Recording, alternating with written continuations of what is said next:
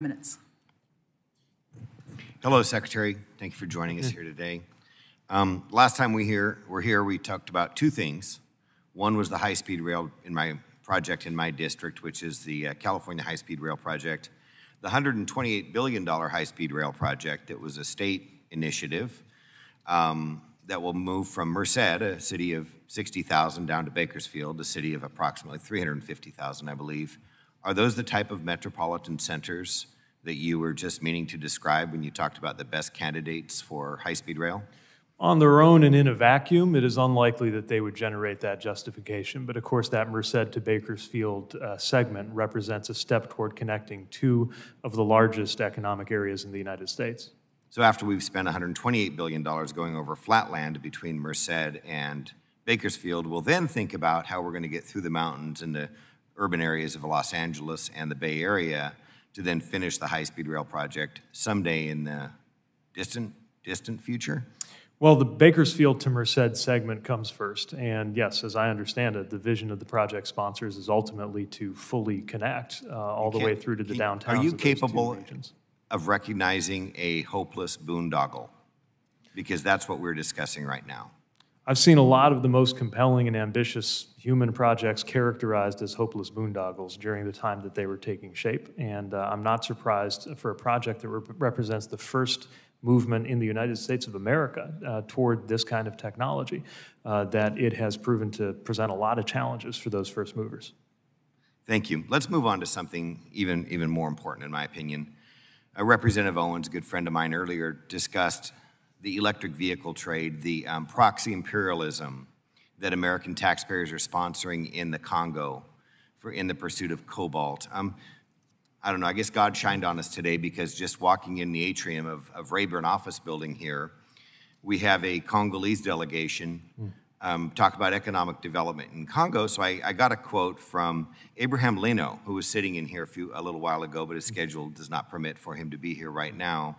Nonetheless, I'd encourage you to speak to him on your way through there today. Let me quote Abraham Leno. He actually provided me a quote that I'll read verbatim. Children are working in situations with exposure to chemicals like mercury and going into mines with no safety regulations or oversight. Beyond the daily tragedy, Congo is losing the productive labor force of the future and people who would contribute to a brighter future with a stronger civil society. I've read the book, or at least audiobooked, I'll admit, Cobalt Red. As you pursue these electric vehicle technologies, you call it technology, but technology in my book makes lives better. I don't see electric vehicles making lives tremendously better here in the United States. They're crushing lives around the world. We've got slave trade in Congo. I just can't accept that that's a necessary consequence of newer technology. Don't accept it. If you feel a glow driving an electric vehicle here today in America, go ahead and feel that. There are children in mines being crushed. There are families being broken.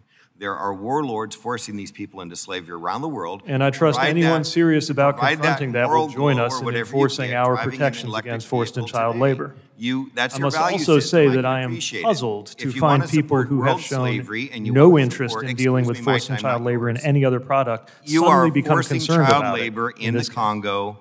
No. It's documented. It's been known for decades. You want to talk about reparations. Your party wants to talk about proxy imperialism in our history. We are practicing imperialism today through the Chinese Communist government going in to extract the minerals necessary. We're competing with the Chinese Communist government to build this on U.S. soil, and we wish we would have your help on it. You are subsidizing the Chinese government today. We're subsidizing the American auto industry. You are subsidizing. You are not going to tell me you believe. Go ahead. Tell me you believe that the majority of batteries produced for American EVs that are receiving federal subsidies today are being produced with constituents and components sourced in America and are slavery-free. What I can tell you is that that's a very simple statement. Do you believe the constituents and components in American electric vehicles being subsidized by our government today are slavery-free? Here's what I can tell you. 80% less cobalt is going into today's EV batteries. Most of the cobalt that is used comes as a byproduct from nickel and copper mining, and major battery makers in the U.S. such as, could you please let me finish this sentence? No, you're not finishing. I asked you about slavery. You're telling me about constituents and other components. Just answer the question I actually asked, which is, do you believe the electric vehicles being produced and subsidized by American taxpayers today are slavery-free, fair trade vehicles? I should certainly hope that they are, and if there's any specific evidence of any violation of any provision to prevent forced and child labor of any product, any of the 159 products listed, will you speak to our we friends will from work Congo on that. out Now, here? what I would also, Will you look, speak to our friends we in can do one Congo of, out here in the atrium today I'm just on your way out? astonished that people Will who have you get a shown hold- zero interest Will in you- confronting will forced you- or child labor on any of the other 158 products listed are suddenly terribly concerned about it on this one We are product, which we can subsidizing actually this with do American without taxpayers. that much This isn't cobalt. just about unfair competition. This is about subsidizing child labor through American Then why policy didn't you vote in for our the treasury. provision to The move it time has onto U.S. expired. soil? The gentleman's time has expired. Thank you. I yield back.